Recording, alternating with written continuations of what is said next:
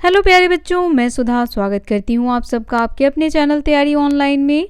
बच्चों, आज के इस वीडियो में हम क्लास 10th के हिस्ट्री का फर्स्ट चैप्टर यूरोप में राष्ट्रवाद का उदय का बहुवैकल्पिक प्रश्न देखेंगे। तो चलिए देर न करते हुए प्रश्नों को देखते हैं। प्रश्न है हमारा, सोडियू के कल्पनादर्श में यूटोपियन सोसाइटी है। 4 ऑप्शन आपके सामने हैं, करेक्ट आंसर कमेंट करके बताएं बच्चों। पहला है एक उदार राजतंत्र के तहत एक समाज। दूसरा, एक ऐसा समाज जो कभी अस्तित्व में नहीं है। तीसरा, कुछ चुने हुए बुद्धिमान पुरुषों के नियंत्रण में एक समाज। और चौथा, संसदीय लोकतंत्र के तहत एक समाज। तो बच्चों, सोडियू यह एक चित्रकार था और इसने अपनी कल्पना से एक ऐसे समाज को उसने कल्पित किया जो अस्तित्व में है ही नहीं। तो इसका करेक्ट आंसर होगा ऑप्शन नंबर बी, एक ऐसा समाज जो कभी अस्तित्व में नहीं है। नेक्स्ट क्वेश्चन है, फ्रेडरिक सोडियू ने लोकतांत्रिक और सामाजिक गणराज्य से बने 4 प्रिंटों की श्रृंखला के अपने पहले प्रिंट में निम्नलिखित में से किसकी कल्पना नहीं की थी? पहला ऑप्शन है अमेरिका और यूरोप के सभी उम्र के पुरुष और महिलाएं। दूसरा, एक लंबी ट्रेन पर चलने वाले सामाजिक वर्ग। तीसरा, एकता की मूर्ति को श्रद्धांजलि अर्पित करना। और चौथा है उपयुक्त में से कोई नहीं। तो बच्चों, इसका करेक्ट आंसर होगा ऑप्शन नंबर सी, एकता की मूर्ति को श्रद्धांजलि अर्पित करना। नेक्स्ट क्वेश्चन है, कलाकार सोडियू की सही राष्ट्रीयता चुने जिन्होंने अपनी पेंटिंग में लोकतांत्रिक और सामाजिक गणराज्य से बने समाज की कल्पना की थी। पहला ऑप्शन है जर्मन, दूसरा स्विस, तीसरा फ्रेंच और चौथा है अमेरिका। आपको बताना है बच्चों कि चित्रकार सोडियू जो हैं वह कहाँ के थे। करेक्ट आंसर होगा ऑप्शन नंबर सी, ये फ्रेंच के निवासी थे। इनका जन्म हुआ था 17 जनवरी 1807 में। नेक्स्ट क्वेश्चन है, सोडियू की समाज की दृष्टि जो इतनी आदर्शवादी है कि अस्तित्व में होने की संभावना नहीं है, उसे डैश कहा जाता है। क्या कहा जाता है ये आपको बताना है। पहला ऑप्शन यूटोपिया, दूसरा निरपेक्षवादी, तीसरा डेमोक्रेटिक और चौथा रूढ़िवाद। क्या होगा बच्चों इसका आंसर? तो जो सोडियू थे उन्होंने यूटोपिया, एक ऐसा समाज की दृष्टि है जो इतना आदर्श है कि वास्तव में इसके अस्तित्व की संभावना नहीं है, यह सिर्फ एक काल्पनिक समाज है बच्चों। तो इसका आंसर क्या होगा? ऑप्शन नंबर ए, यूटोपिया। नेक्स्ट क्वेश्चन है, एक सरकार या शासन की व्यवस्था जिसमें प्रयोग की जाने वाली शक्तियों पर कोई प्रतिबंध नहीं है, उसे कहा जाता है। क्या कहा जाता है ये बताना है। पहला ऑप्शन है निरपेक्षवादी, दूसरा यूटोपियन, तीसरा डेमोक्रेटिक और चौथा रूढ़िवादी। तो इसे कहा जाता है बच्चों निरपेक्षवादी। अब क्यों कहा जाता है निरपेक्षवादी? निरपेक्षवादी कहने का अर्थ है निरंकुश संस्था, एक ऐसी सरकार जिस पर कोई प्रतिबंध नहीं है, वह अपनी मर्जी से कार्य को करता है, तो हम उसे कहेंगे निरंकुश संस्था, जिस पर कोई प्रतिबंध नहीं है, यानी कोई अंकुश नहीं लगा हुआ है। नेक्स्ट क्वेश्चन है, जनमत संग्रह शब्द को परिभाषित करने के लिए सही परिभाषा चुनिए। आपको बताना है कि जनमत संग्रह को परिभाषित करने के लिए सही परिभाषा इसमें से कौन सा होगा। पहला ऑप्शन है जनमत संग्रह एक प्रत्यक्ष वोट है जिसके द्वारा किसी क्षेत्र की केवल महिला सदस्यों को एक प्रस्ताव को स्वीकार या अस्वीकार करने के लिए पूछा जाता है। दूसरा है जनमत संग्रह एक प्रत्यक्ष वोट है जिसके द्वारा किसी क्षेत्र के पुरुष समुदायों द्वारा एक प्रस्ताव को स्वीकार या अस्वीकार करने के लिए पूछा जाता है। तीसरा है जनमत संग्रह एक प्रस्ताव को स्वीकार या अस्वीकार करने के लिए किसी विशेष क्षेत्र की कुल आबादी में से केवल कुछ चुने हुए लोगों द्वारा प्रत्यक्ष वोट है।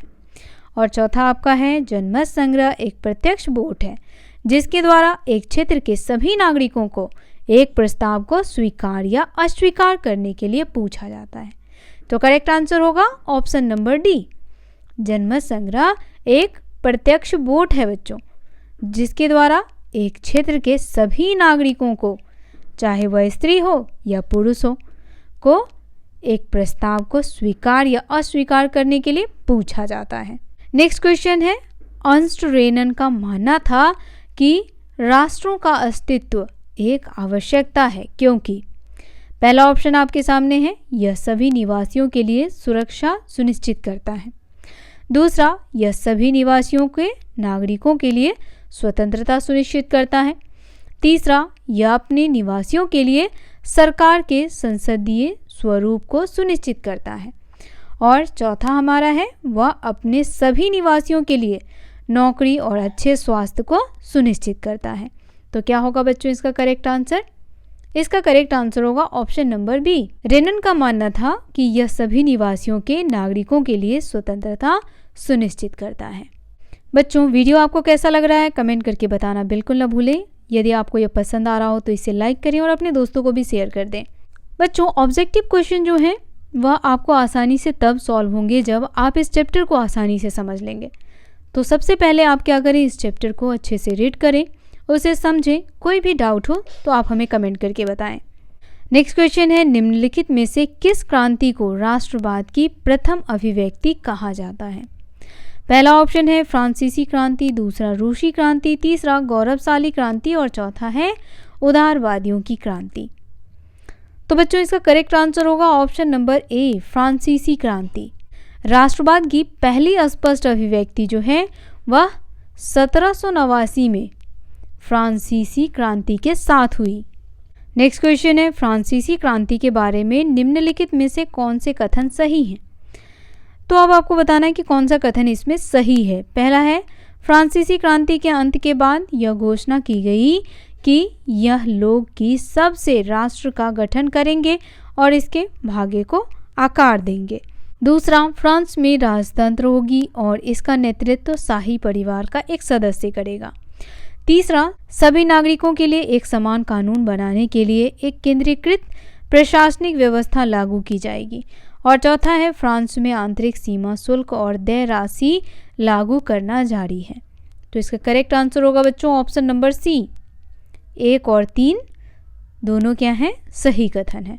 फ्रांसीसी क्रांति के अंत के बाद यह घोषणा की गई कि यह लोग की अब से राष्ट्र का गठन करेंगे और इसके भाग्य को आकार देंगे और सभी नागरिकों के लिए एक समान कानून बनाने के लिए एक केंद्रीकृत प्रशासनिक व्यवस्था लागू की जाएगी। नेक्स्ट क्वेश्चन है, यूरोप में एक डैश वह था जिसमें इसके अधिकांश नागरिकों ने पहचान की सामान्य भावना और वंश के साझा इतिहास को विकसित किया था। तो बच्चों वह क्या था? पहला ऑप्शन है शहर राज्य, दूसरा राष्ट्र राज्य, तीसरा बहुराष्ट्रीय राज्य और चौथा है अधिनायकवादी राज्य। इसका करेक्ट आंसर होगा बच्चों ऑप्शन नंबर बी। यूरोप में एक राष्ट्र राज्य वह था जिसमें इसके अधिकांश नागरिकों ने पहचान की सामान्य भावना और वंश के साझा इतिहास को विकसित किया था। बच्चों, एक राष्ट्र राज्य एक ऐसा राज्य है जिसमें बहुमत समान संस्कृति साझा करता है। नेक्स्ट क्वेश्चन, फ्रांस की क्रांति डैश में शुरू हुई। पहला ऑप्शन 1789, दूसरा 1879, तीसरा 1780 और चौथा है 1769। इसका करेक्ट आंसर होगा बच्चों ऑप्शन नंबर ए, 1789। राष्ट्रवाद की पहली स्पष्ट अभिव्यक्ति 1789 में फ्रांसीसी क्रांति के साथ हुई थी। नेक्स्ट क्वेश्चन है, 1789 में फ्रांस निम्नलिखित में से किसके शासन के तहत एक पूर्ण क्षेत्रीय राज्य था? पहला ऑप्शन आपके सामने है एक संघीय गणराज्य, दूसरा एक पूर्ण राजतंत्र, तीसरा एक लोकतांत्रिक राज्य और चौथा इनमें से कोई नहीं। इसका करेक्ट आंसर होगा बच्चों ऑप्शन नंबर बी, एक पूर्ण राजतंत्र। नेक्स्ट क्वेश्चन, एक संविधान के तहत समानाधिकारों का आनंद लेने वाले एक संयुक्त समुदाय की धारणा पर डैश विचारों ने बल दिया। अब किन विचारों ने बल दिया? तो देखिए पहला ऑप्शन है ले सिट्योन, दूसरा लापेट्री, तीसरा लापेट्री और ले सिट्योन, चौथा इनमें से कोई नहीं। तो बच्चों इसका करेक्ट आंसर होगा ऑप्शन नंबर सी। एक संविधान के तहत समान अधिकारों का आनंद लेने वाले एक संयुक्त समुदाय की धारणा पर लापेट्री यानी पितृभूमि और ले सिट्योन यानी नागरिक के विचारों ने बल दिया। नेक्स्ट क्वेश्चन है, फ्रांसीसी क्रांति के दौरान एस्टेट्स जनरल का नया नाम क्या था? पहला ऑप्शन संघीय विधानसभा, दूसरा राज्य विधानसभा, तीसरा नेशनल असेंबली और चौथा पीपुल्स असेंबली। करेक्ट आंसर होगा option number C, national assembly. बच्चों, फ्रांसीसी क्रांति के दौरान एस्टेट्स जनरल को नागरिकों के निकाय द्वारा चुना गया और इसका नाम बदल करके उन्होंने नेशनल असेंबली कर दिया। नेक्स्ट क्वेश्चन है, फ्रांसीसी क्रांति के दौरान क्षेत्रीय बोलियों को हतोत्साहित किया गया और डैश राष्ट्र की आम भाषा बन गई। पहला ऑप्शन है अंग्रेजी, दूसरा है पोलिश भाषा, तीसरा फ्रेंच और चौथा इतालवी। इसका करेक्ट आंसर होगा ऑप्शन नंबर सी, फ्रांसीसी क्रांति के दौरान क्षेत्रीय बोलियों को हतोत्साहित किया गया और फ्रेंच राष्ट्र की आम भाषा बन गई। नेक्स्ट क्वेश्चन है, फ्रांस की क्रांति के दौरान राष्ट्र के नाम पर कौन से कदम नहीं उठाए गए थे? पहला ऑप्शन नए फ्रांसीसी ध्वज तिरंगे का चुनाव, दूसरा एस्टेट्स जनरल का सक्रिय राजा द्वारा चुना जाना, तीसरा नए भजनों की रचना और चौथा एक केंद्रीकृत प्रशासनिक प्रणाली की शुरुआत। इसका करेक्ट आंसर होगा बच्चों option number B, estates general का सक्रिय राजा द्वारा चुनाव। नेक्स्ट क्वेश्चन है, फ्रांसीसी क्रांतिकारियों ने घोषणा की कि फ्रांसीसी राष्ट्र का मिशन और भाग्य डैश था। पहला ऑप्शन है यूरोप के लोगों को जीतना, दूसरा यूरोप के लोगों को निरंकुशता से मुक्त करना, तीसरा यूरोप के सभी देशों में पूर्ण राजतंत्र को मजबूत करना और चौथा फ्रांस की संस्कृति का प्रचार प्रसार करना। तो इसका करेक्ट आंसर होगा ऑप्शन नंबर बी, फ्रांसीसी क्रांतिकारियों ने घोषणा की कि फ्रांसीसी राष्ट्र का मिशन और भाग्य यूरोप के लोगों को निरंकुशता से मुक्त कराना। नेक्स्ट क्वेश्चन, क्रांतिकारी युद्धों के फैलने के साथ फ्रांस की सेनाओं ने डैश के विचार को विदेशों में ले जाना शुरू किया। पहला ऑप्शन है क्रांति, दूसरा नेपोलियन, तीसरा राष्ट्रवाद और चौथा रूढ़िवाद। करेक्ट आंसर क्या होगा बच्चों? इसका करेक्ट आंसर होगा ऑप्शन नंबर सी, क्रांतिकारी युद्धों के फैलने के साथ फ्रांस की सेनाओं ने राष्ट्रवाद के विचार को विदेशों में ले जाना शुरू किया। नेक्स्ट क्वेश्चन, फ्रांस में राजतंत्र की वापसी के माध्यम से लोकतंत्र को डैश ने नष्ट किया। पहला ऑप्शन ड्यूक मैटरनिक, दूसरा राजा लुई फिलिप, तीसरा राजा लुई 16वां और चौथा है नेपोलियन बोनापार्ट। इसका करेक्ट आंसर होगा option number D, Napoleon Bonaparte. बच्चों, नेपोलियन बोनापार्ट एक अधिकारी के रूप में फ्रांसीसी सेना में शामिल हुआ था, लेकिन वास्तव में उनका जन्म एक इतालवी परिवार में हुआ था। उन्होंने बहुत कम उम्र में ही सफलता प्राप्त कर ली और 24 साल की उम्र में वह सेना में शामिल हो गए। नेक्स्ट क्वेश्चन है, नेपोलियन की नागरिक संहिता वर्ष डैश में पेश की गई। पहला ऑप्शन 1809, दूसरा 1807, तीसरा 1805 और चौथा 1804। करेक्ट आंसर है ऑप्शन नंबर डी, नेपोलियन की नागरिक संहिता वर्ष 1804 में पेश की गई। नेक्स्ट क्वेश्चन है, फ्रांस में 1804 की नागरिक संहिता को आमतौर पर डैश के रूप में जाना जाता है। अब हमें बताना है कि यह किस रूप में जाना जाता है। पहला ऑप्शन है फ्रांसीसी क्रांति कोड के रूप में, दूसरा नेपोलियन कोड, तीसरा यूरोपीय इंपीरियल कोड और चौथा फ्रांसीसी कानूनी कोड। तो बच्चों, यह किस रूप में जाना जाता है यह बताना है। तो 1804 की नागरिक संहिता नेपोलियन कोड के नाम से जाना जाता है। ऑप्शन नंबर बी इसका करेक्ट आंसर होगा। तो बच्चों, नेपोलियन कोड नेपोलियन के जन्म के आधार पर सभी विशेषाधिकारों को समाप्त कर दिया और कानून के समक्ष समानता स्थापित की और संपत्ति का अधिकार सुरक्षित कर दिया। नेक्स्ट क्वेश्चन है, नेपोलियन की नागरिक संहिता में निम्नलिखित में से कौन सा सुधार किया गया था? पहला ऑप्शन है जन्म पर आधारित विशेषाधिकार समाप्त किया गया, दूसरा कानून के समक्ष समानता की स्थापना, तीसरा संपत्ति का अधिकार सुरक्षित करना और चौथा उपयुक्त सभी। तो इसका आंसर हो जाएगा option number D. Next question, Europe के वर्ग की पहचान करें। पहला ऑप्शन दिया गया है वे ग्रामीण इलाकों में संपत्तियों के मालिक थे, दूसरा वे कूटनीति के प्रयोजनों के लिए उच्च समाज में फ्रेंच बोलते थे, तीसरा, उनके परिवार अक्सर शादी के बंधन से जुड़े होते थे। अब यहाँ पहला ऑप्शन है उदारवादी मध्य वर्ग, दूसरा कुलीन वर्ग, तीसरा किसान वर्ग और चौथा राष्ट्रवादी। तो करेक्ट आंसर होगा बच्चों ऑप्शन नंबर बी, कुलीन। सामाजिक और राजनीतिक रूप से जो भी लोग कुशल थे वह कुलीन वर्ग में आते थे और वह फ्रेंच भाषा का प्रयोग करते थे। नेक्स्ट क्वेश्चन है, कुलीन वर्ग के विशेषाधिकारों के उन्मूलन के बाद राष्ट्रीय एकता के विचार किन वर्गों में लोकप्रिय हुए? पहला ऑप्शन है कुलीन वर्ग, दूसरा किसान वर्ग, तीसरा उदारवादी मध्य वर्ग और चौथा है उपयुक्त में से कोई नहीं। इसका करेक्ट आंसर होगा ऑप्शन नंबर सी, उदारवादी मध्य वर्ग। नेक्स्ट क्वेश्चन, निम्नलिखित में से कौन 19वीं सदी के यूरोप के उदार राष्ट्रवाद के विचार को सबसे अच्छा दर्शाता है? पहला ऑप्शन है सामाजिक न्याय पर हस्तक्षेप, दूसरा सामाजिक आर्थिक प्रणाली की योजना पर हस्तक्षेप, तीसरा व्यक्ति के लिए स्वतंत्रता और कानून के समक्ष समानता, राज्य उन्मुख राष्ट्रवाद की सर्वोच्चता।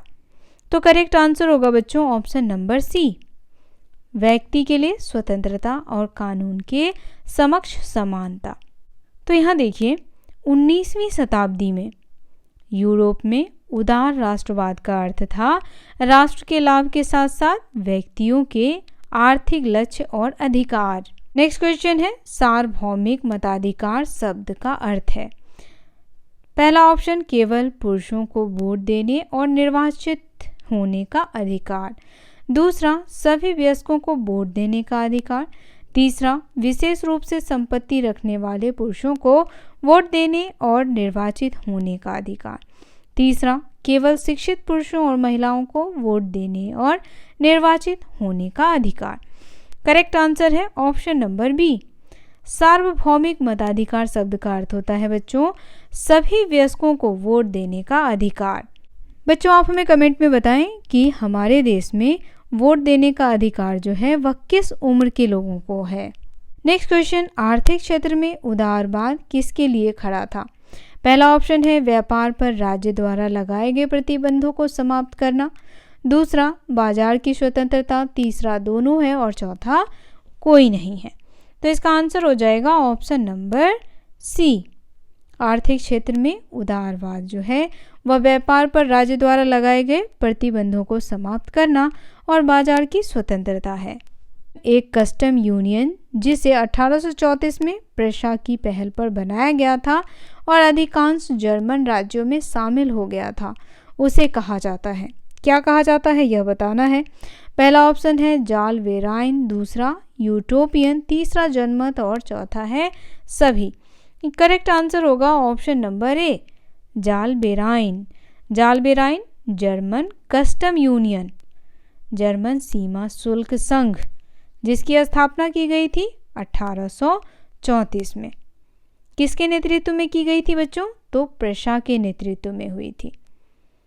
इसने पूरे जनवरी में एक मुक्त व्यापार क्षेत्र बनाया और इसे अक्सर जर्मन पुनर्मिलन में एक महत्वपूर्ण कदम के रूप में भी देखा जाता था। नेक्स्ट क्वेश्चन, 1834 में जाल वेराइन की विशेषता क्या नहीं थी? पहला ऑप्शन है प्रशा की पहल पर गठित एक कस्टम यूनियन, दूसरा संघ ने शुल्क अवरोधों को बढ़ा दिया, तीसरा मुद्राओं की संख्या 30 से घटाकर 2 कर दिया और चौथा है एकीकृत आर्थिक क्षेत्र का एक उदाहरण दिया गया। तो यहाँ पे करेक्ट आंसर हो जाएगा ऑप्शन नंबर बी, 1834 में जाल वेराइन की विशेषता प्रशा की पहल पर यह गठित किया गया था, यह भी करेक्ट है। मुद्राओं की संख्या 30 से घटाकर 2 कर दी गई थी, यह भी करेक्ट है। और एकीकृत आर्थिक क्षेत्र का एक उदाहरण दिया गया, तो यह भी करेक्ट है बच्चों। तो इनकरेक्ट इसमें से है संघ ने शुल्क अवरोध को बढ़ा दिया। नेक्स्ट क्वेश्चन है 1815 में विनायक कांग्रेस किस उद्देश्य के लिए बुलाई गई थी? पहला ऑप्शन है जर्मन एकीकरण के पूरा होने की घोषणा करने के लिए, दूसरा है यूरोप में रूढ़िवादी शासन को बहाल करने के लिए, तीसरा फ्रांस के खलीफा युद्ध की घोषणा करने के लिए और चौथा इतालवी एकीकरण की प्रतिक्रिया शुरू करने के लिए। तो इसका करेक्ट आंसर क्या होगा बच्चों? करेक्ट आंसर होगा ऑप्शन नंबर बी, यूरोप में रूढ़िवादी शासन को बहाल करने के लिए। इसे बहाल क्यों किया गया बच्चों, तो यह भी जानना जरूरी है। अब देखिए, वियना की कांग्रेस सितंबर 1814 से जून 1815 तक आयोजित की गई थी और नेपोलियन बोनापार्ट के पतन के बाद एक अंतर्राष्ट्रीय सम्मेलन को यूरोपीय शक्तियों के बीच इस तरह से संतुलन बनाने के लिए बुलाया गया था ताकि भविष्य के युद्धों को रोका जा सके और शांति और स्थिरता बनाए रखी जा सके। नेक्स्ट क्वेश्चन है, निम्नलिखित में से कौन सा कथन रूढ़िवाद की विशेषता नहीं है। अब यहाँ पूछ रहा है नहीं है, ध्यान रखिएगा। पहला ऑप्शन है रूढ़िवादी राज्य और समाज के स्थापित पारंपरिक संस्थाओं में विश्वास करते थे। दूसरा, रूढ़िवादियों ने परंपरा के महत्व पर जोर दिया और त्वरित परिवर्तन के बजाय क्रमिक विकास को प्राथमिकता दी। तीसरा, रूढ़िवादियों ने पूर्व क्रांतिकारी दिनों के समाज में लौटने का प्रस्ताव रखा और राजतंत्र को मजबूत करने के लिए आधुनिकीकरण के विचार के खिलाफ थे। और चौथा है, रूढ़िवादी राजतंत्र, चर्च और अन्य सामाजिक ऊंच नीच में विश्वास करते थे।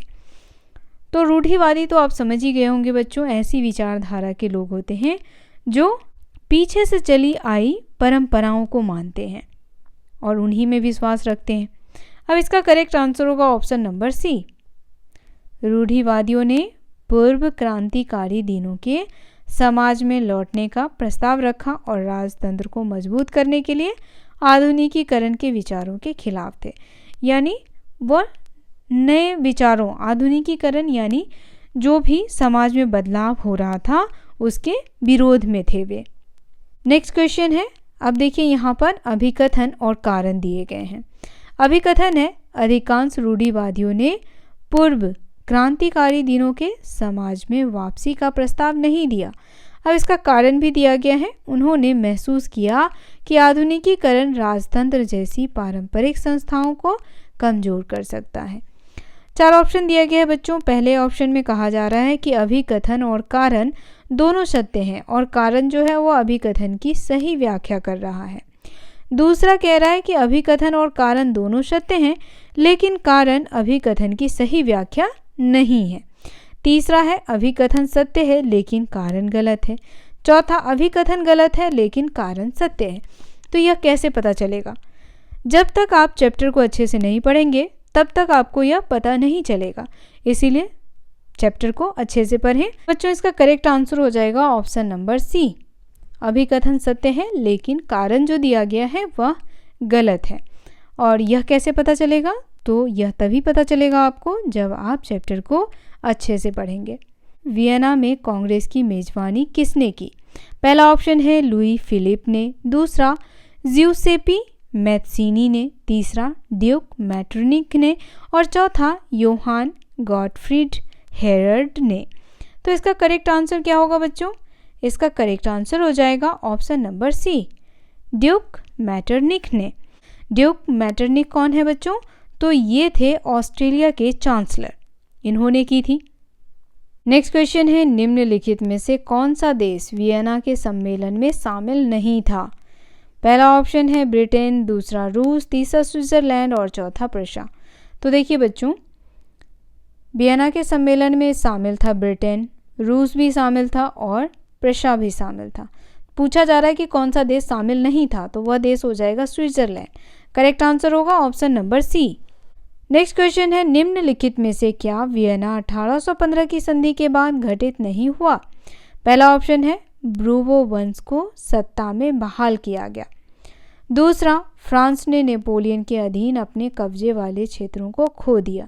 तीसरा, भविष्य में फ्रांस के विस्तार को रोकने के लिए फ्रांस की सीमाओं पर राज्यों की एक श्रृंखला स्थापित कर दी गई। और चौथा है, पूर्व में रूस को सैक्सनी का एक हिस्सा दिया गया। तो करेक्ट आंसर क्या होगा? Option number D. Next question, उन लोगों के समूह की पहचान करें जिनके पास पहला है वियना कांग्रेस के बाद स्थापित किए गए राजतंत्रीय रूपों का विरोध करने की प्रतिबद्धता, दूसरा स्वतंत्रता और मुक्ति के लिए लड़ने की इच्छा थी, तीसरा, उन्होंने राष्ट्र राज्यों के निर्माण को स्वतंत्रता के इस संघर्ष के एक आवश्यक हिस्से के रूप में देखा। अब यहाँ देखिए, पहला ऑप्शन दिया गया है रूढ़िवादी, दूसरा नेपोलियन समर्थक, तीसरा क्रांतिकारी और चौथा इनमें से कोई नहीं है। तो बच्चों इसका करेक्ट आंसर क्या होना चाहिए? इसका करेक्ट आंसर होगा क्रांतिकारी। नेक्स्ट क्वेश्चन है, निम्नलिखित में से किसने यंग इटली नामक गुप्त संगठन का गठन किया? पहला ऑप्शन है ऑटो वॉन बिस्मार्क, दूसरा है जिउसेप्पी मैत्सिनी, तीसरा मेटरनिक और चौथा Johann Gottfried Herder. Correct answer होगा बच्चों option number B, Giuseppe मैत्सिनी।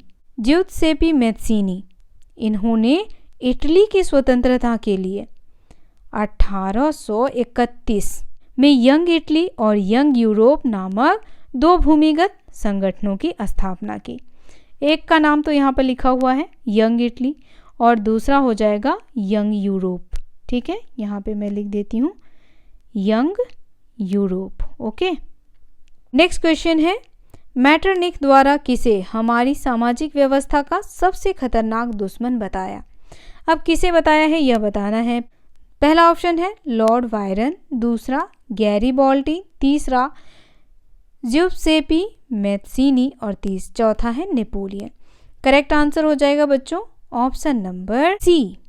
Next question, Italy के क्रांतिकारी जिउसेप्पी मैत्सिनी का जन्म 1807 ईस्वी में डैश में हुआ था? पहला ऑप्शन जेनोआ, दूसरा कार्बोनारी, तीसरा मार्सिले और चौथा बर्न। करेक्ट आंसर है ऑप्शन नंबर ए, जेनोआ। 1807 में कहाँ जन्म लिए थे ये? जेनोआ में। नेक्स्ट क्वेश्चन, जब फ्रांस छींकता है तो बाकी यूरोप को सर्दी जुकाम हो जाती है। निम्नलिखित में से किसने यह टिप्पणी की है? पहला ऑप्शन है बच्चों जिउसेप्पी मैत्सिनी, दूसरा ड्यूक मेटरनिक, तीसरा ऑटो वॉन बिस्मार्क और चौथा है जिउसेप्पी गैरिबॉल्डी। तो इसका करेक्ट आंसर क्या होगा बच्चों? Option number B, Duke Metternich ने यह कमेंट की थी कि जब फ्रांस छींकता है तो बाकी यूरोप को क्या हो जाता है? सर्दी जुकाम। कमेंट करके बताएं बच्चों कि ड्यूक मेटरनिक क्या थे? ड्यूक मेटरनिक ने पाया था कि फ्रांस, कौन? फ्रांस में राजनीतिक परिवर्तन से अन्य यूरोपीय देशों में भी विद्रोह जो है वह भड़क जाता है। नेक्स्ट क्वेश्चन है, 1830 की जुलाई क्रांति के क्या परिणाम हुए?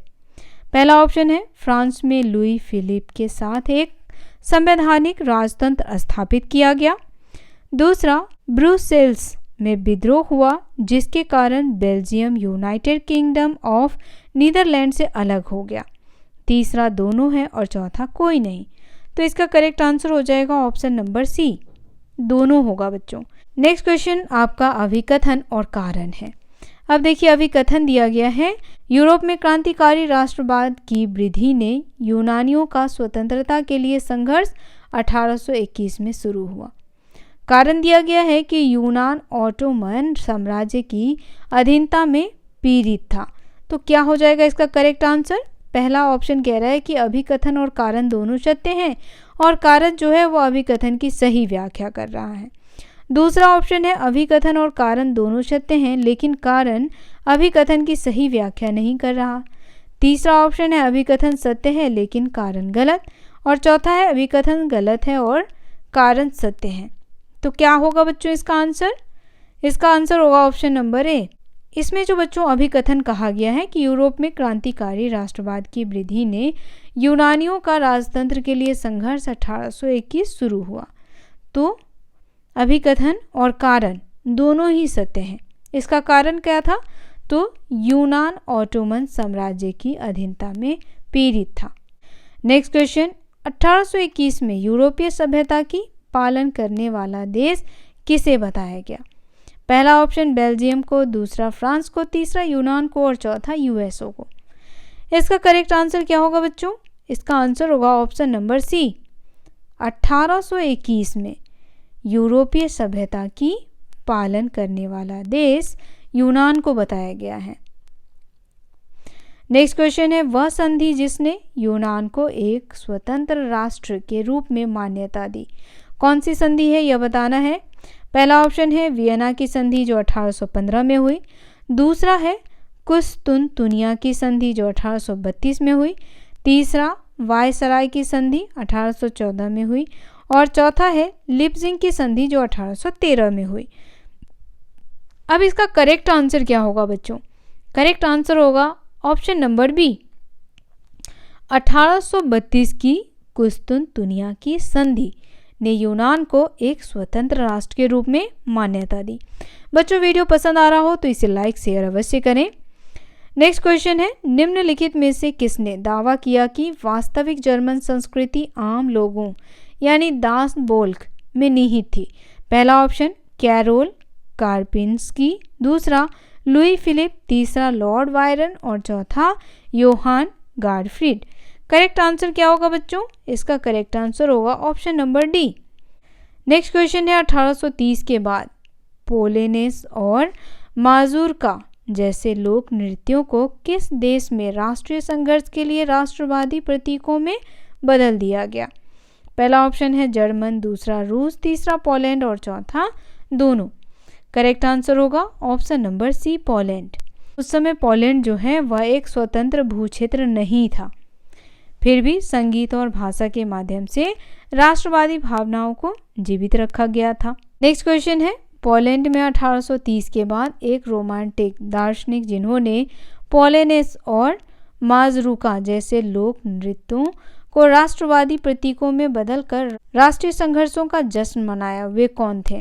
पहला ऑप्शन है कैरोल कुर्पिस्की, दूसरा यूजीन डेला क्रोइक्स, तीसरा है योहान ग्राटफ्रिड हेर्डर और चौथा संत पॉल।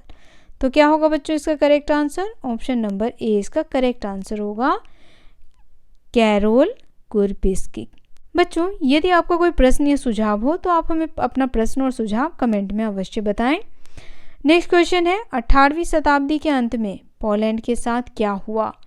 पहला ऑप्शन पोलैंड ने स्वतंत्रता प्राप्त की, दूसरा पोलैंड पूरी तरह से रूस के नियंत्रण में आ गया और रूस का हिस्सा बन गया, तीसरा पोलैंड पूर्वी जर्मनी का हिस्सा बन गया, चौथा है पोलैंड का विभाजन 3 महान शक्तियों में हुआ था।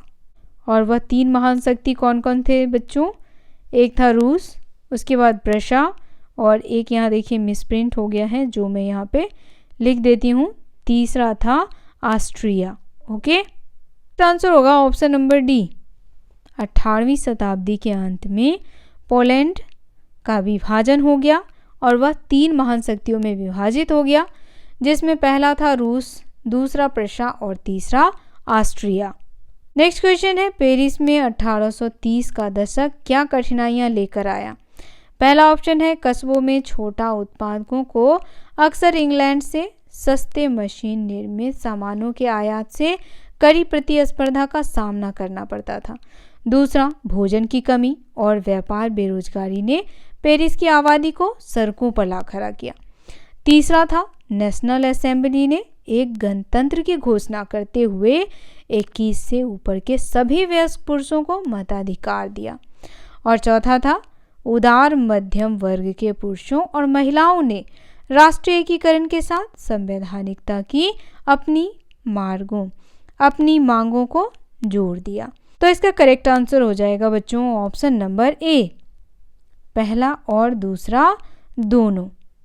अब देखिए, पहला है कस्बों में छोटे उत्पादकों को अक्सर इंग्लैंड से सस्ते मशीन निर्मित सामानों के आयात से कड़ी प्रतिस्पर्धा का सामना करना पड़ता था, और दूसरा है भोजन की कमी और व्यापक बेरोजगारी ने पेरिस की आबादी को कहाँ लाकर खड़ा कर दिया? सड़कों पर। नेक्स्ट क्वेश्चन है, 1845 में सिलेसिया में बुनकरों द्वारा ठेकेदारों के खिलाफ विद्रोह करने का मुख्य कारण निम्नलिखित में से कौन सा था? अब किस वजह से उन्होंने विद्रोह किया यह बताना है। पहला ऑप्शन है ठेकेदारों ने भुगतान की भारी कमी थी, दूसरा है उन्होंने उन्हें कच्चे माल की आपूर्ति रोक दी, तीसरा वे तैयार वस्त्रों के लिए ऑर्डर देने से इनकार करते थे, और चौथा है ठेकेदारों ने बनवाए जाने वाले माल की कीमतें बढ़ा दी थी। तो क्या कारण होगा बच्चों? अब देखिए 1845 में सिलेसिया ने बुनकरों ने ठेकेदारों के खिलाफ विद्रोह कर दिया था। अब इसका कारण यह था ठेकेदारों ने भुगतान में भारी कमी कर दी थी। इस वजह से बच्चों आज का ये वीडियो यहीं समाप्त होता है। वीडियो कैसा लगा कमेंट करके बताना बिल्कुल ना भूलें। वीडियो पसंद आया हो तो इसे लाइक करें, शेयर करें और हमारे चैनल को सब्सक्राइब कर लें। मिलते हैं आपसे इसी अध्याय के बहुवैकल्पिक प्रश्नों के साथ। तब तक के लिए आप सभी का धन्यवाद।